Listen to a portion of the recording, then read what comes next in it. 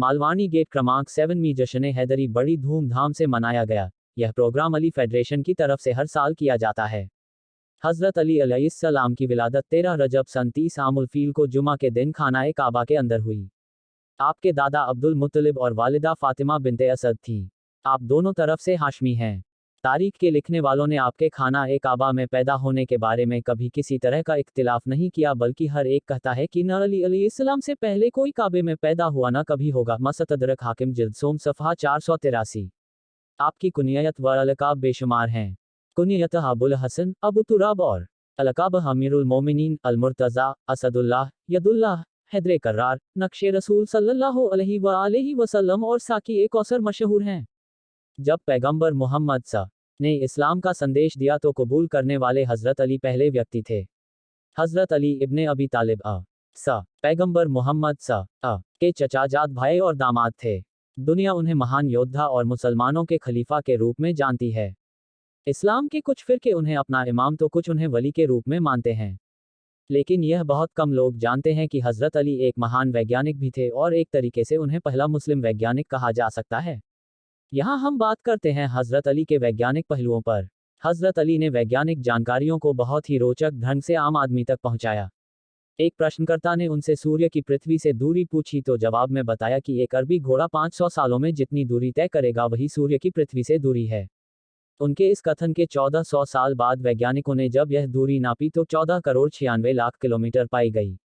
अगर अरबी घोड़े की औसत चाल 35 किलोमीटर घंटा ली जाए तो यही दूरी निकलती है। इसी तरह एक बार अंडे देने वाले और बच्चे देने वाले जानवरों में फ़र्क इस तरह बताया कि जिनके कान बाहर की तरफ होते हैं वे बच्चे देते हैं और जिनके कान अंदर की तरफ होते हैं वे अंडे देते हैं। हज़रत अली ने इस्लामिक थियोलॉजी अध्यात्म को तार्किक आधार दिया। कुरान को सबसे पहले कलमबद्ध करने वाले भी हज़रत अली ही हैं। बहुत सी किताबों के लेखक हज़रत अली हैं, जिनमें से कुछ इस प्रकार हैं। 1. किताब अली। 2. जफरो जामा इस्लामिक न्यूमरोलॉजी पर आधारित। इसके बारे में कहा जाता है कि इसमें गणितीय फॉर्मूलों के द्वारा कुरान मजीद का असली मतलब बताया गया है तथा कयामत तक की समस्त घटनाओं की भविष्यवाणी की गई है। यह किताब अब अप्राप्य है। 3. किताब फ़ी अबवाबुल शिफा। 4. किताब फ़ी ज़कातुल नाम।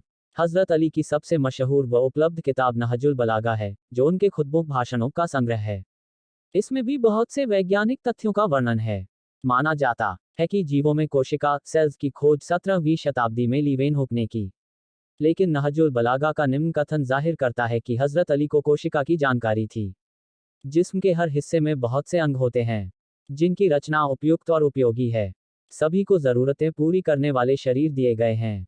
सभी को काम सौंपे गए हैं और उनको एक छोटी सी उम्र दी गई है। ये अंग पैदा होते हैं और अपनी उम्र पूरी करने के बाद मर जाते हैं। खुतबा -71 स्पष्ट है कि अंत से हज़रत अली का मतलब कोशिका ही था। हज़रत अली सितारों दोबारा भविष्य जानने के खिलाफ थे, लेकिन खगोलशास्त्र सीखने पर राजी थे। उनके शब्दों में, ज्योतिष सीखने से परहेज करो, हाँ इतना ज़रूर सीखो कि ज़मीन और समुद्र में रास्ते मालूम कर सको। 77वां खुतबा नहजुल बलागा। इसी किताब में दूसरी जगह पर यह कथन काफ़ी कुछ आइंस्टीन के सापेक्षता सिद्धांत से मेल खाता है। उसने मखलूकों को बनाया और उन्हें उनके वक्त के हवाले किया। खुतबा 1। चिकित्सा का बुनियादी उसूल बताते हुए कहा, बीमारी में जब तक हिम्मत साथ दे, चलते फिरते रहो। ज्ञान प्राप्त करने के लिए हज़रत अली ने अत्यधिक जोर दिया। उनके शब्दों में, ज्ञान की तरफ बढ़, इससे पहले कि उसका हरा भरा मैदान खुश्क हो जाए। यह विडंबना ही है कि मौजूदा दौर में मुसलमान हज़रत अली की इस नसीहत से दूर हो गया और आतंकवाद जैसी अनेकों बुराइयां उसमें पनपने लगी। अगर वह आज भी ज्ञान प्राप्ति की राह पर लग जाए तो उसकी हालत में सुधार हो सकता है।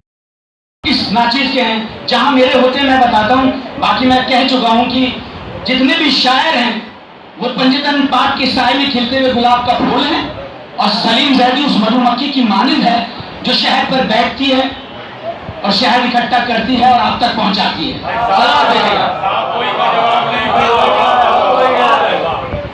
ये 6 मिसरे मौलाना अदा किए कि जनाब सुनिए कि कलाम पाक की आयत हमें बताती है, कलाम पाक की आयत हमें बताती है कि मौत सबको ही अपना मजा चखाती है।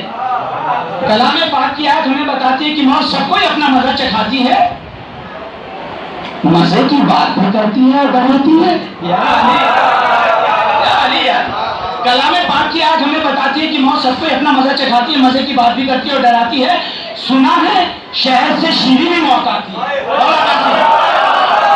बैठ देखिएगा, बैठ मौला कासिम ने कहा था, बैठ अब देखिए वो प्रैक्टिकली कैसे मुकम्मल होता है। बैठ सुनिएगा कि कलाम पाक की आयत हमें बताती है कि मौत सबको अपना मजा चखाती है, मजे की बात भी करती उड़ जाती है। सुना है शहर से शीरी भी मौत आती है कि किया सवाल जो हैदर के आस्ताने से जवाब मिल गया असगर के मुस्कुराने से।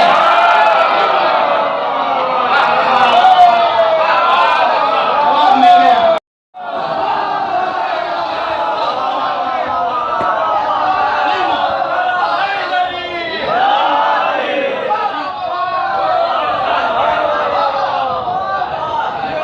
और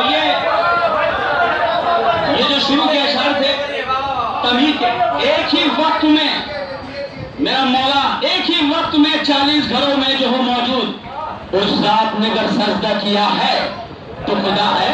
अरे बेकार की बहसों को नौनुमान बनाओ। अरे जब कह दिया हैदर ने खुदा है, मैं कसम खुदा की इन 4 मिसरों के लिए शुरू के अशार पढ़े थे। शाहिद भाई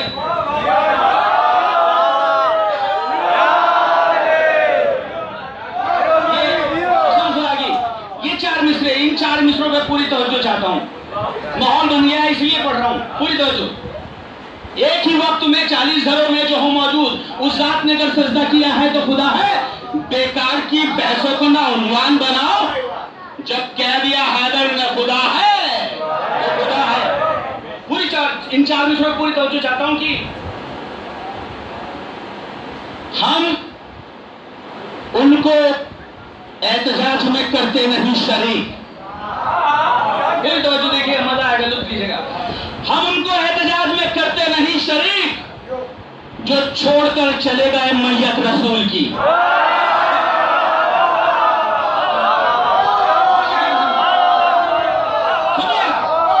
सुनिएगा, हम उनको एहतजाज में करते नहीं शरीक, हम उनको एहतजाज में करते नहीं शरीक जो छोड़कर चले गए मैयत रसूल की। अरे किस रुख से तुम बचाओगे उस कौम को जिसे चारों तरफ से घेरे लानत बतूर दे।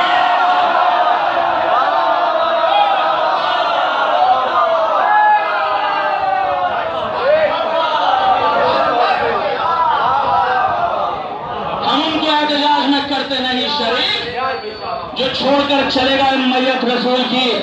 अरे किस रुख से तुम बचाओगे उस कौम को जिसे चारों तरफ से घेर है लानत बतूल की। सलावत दीजिएगा।